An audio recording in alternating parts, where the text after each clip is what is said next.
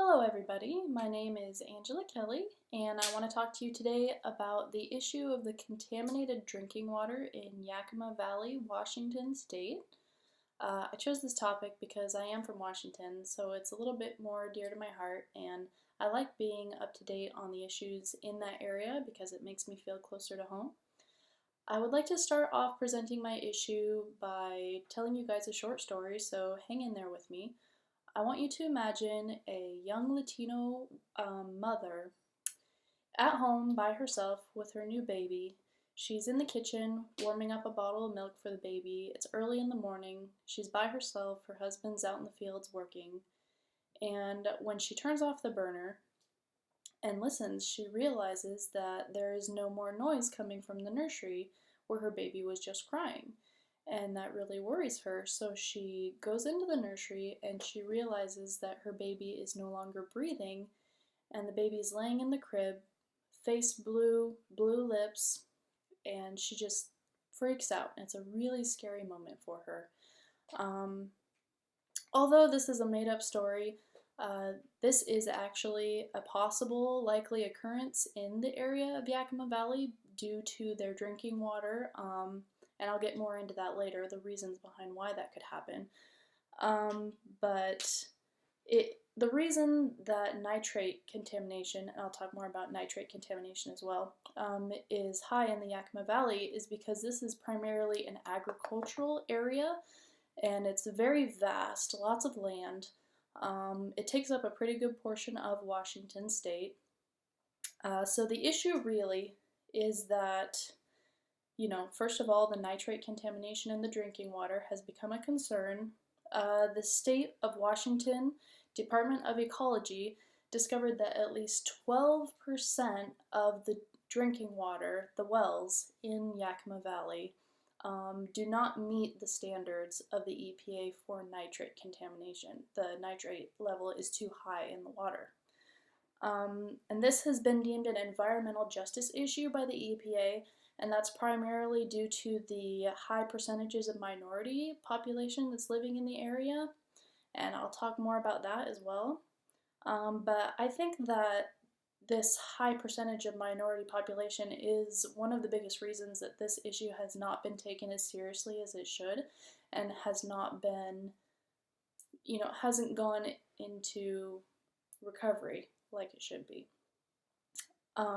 Although the EPA is responsible for the quality of the drinking water throughout the entire United States, several people in the Yakima Valley are dependent on private drinking wells. That's another key thing, is that the EPA is only responsible for public water, while a lot of the people in this area are dependent on private wells, so they aren't able to get the EPA's help as much with this issue.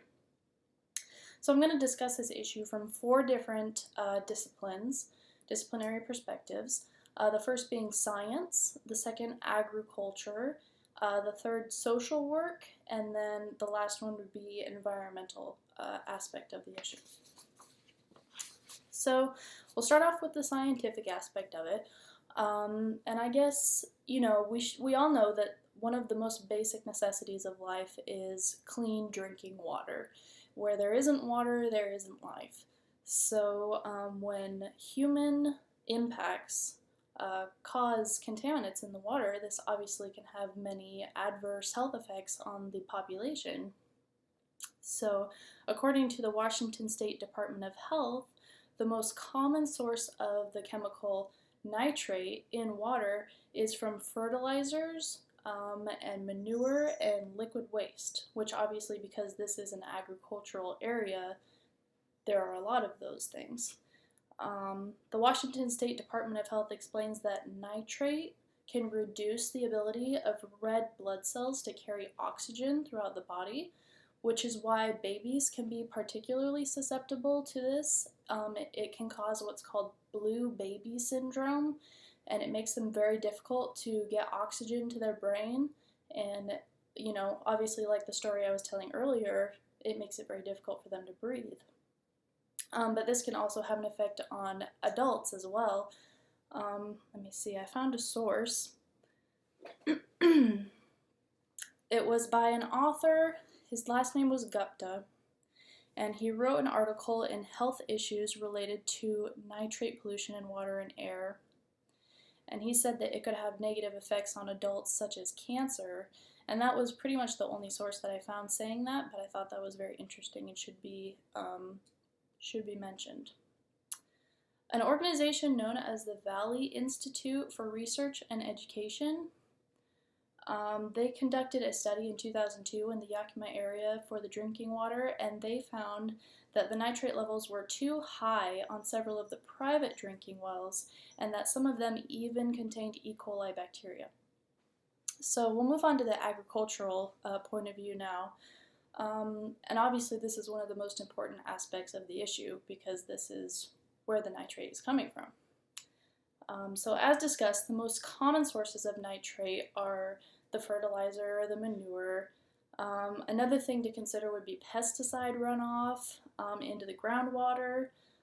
There are a lot of dairy farms in the Yakima Valley. According to the Washington State government, there are 69 dairy farms registered in Washington State, just in this Yakima Valley area, not in the whole state. Excuse me. But because these are, the primary causes of nitrate, this is where most of the change needs to take place, in my opinion, is in the agricultural aspect of the issue. The environmental aspect of it, obviously important because we're talking about environmental justice here.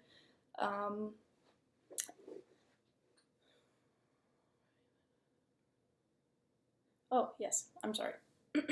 So I found it really interesting that we need to think about this high nitrate and the agricultural practices, everything that's going on here is not only affecting the low-income residents of the area, it's also affecting the local wildlife habitat. Obviously the rivers, the streams, anything that the water and the pesticides, the fertilizers is running off into. There was a time in '96 when the pesticide runoff was so bad into the rivers. I found an article that said there were 300 tons of pesticide contaminated soil running into the river every day.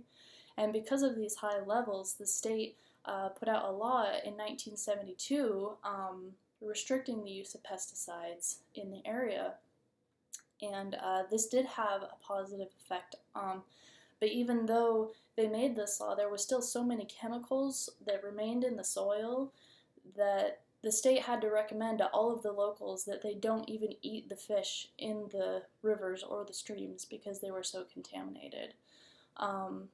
As of now, according to the article that I found, the water has become 80% cleaner than it was in '96. So this shows us that when you make a little change in your agricultural practices of the area, this can have a really big effect on the environment.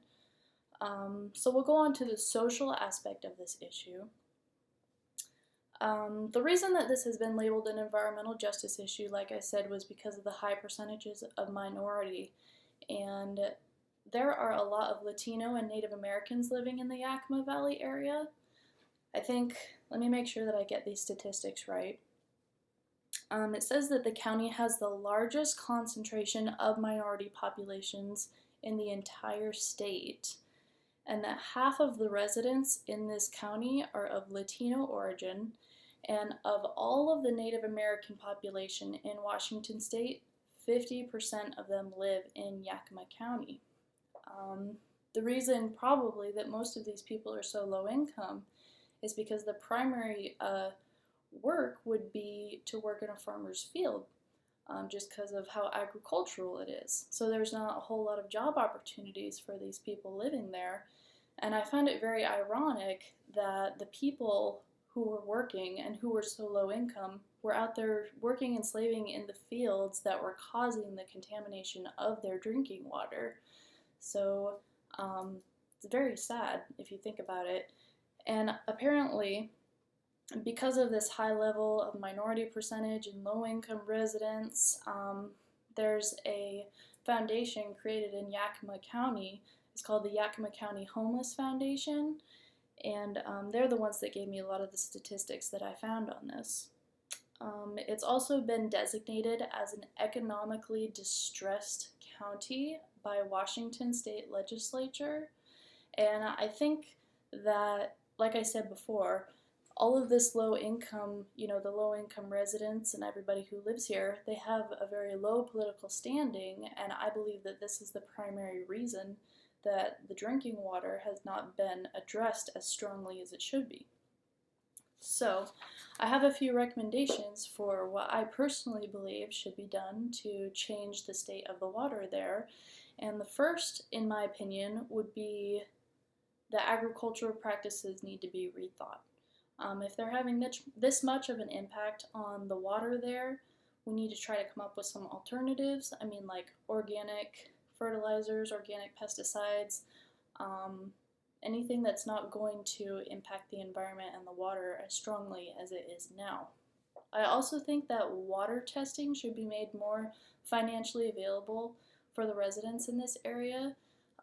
Even on private drinking water wells, because the EPA is only required to monitor public water.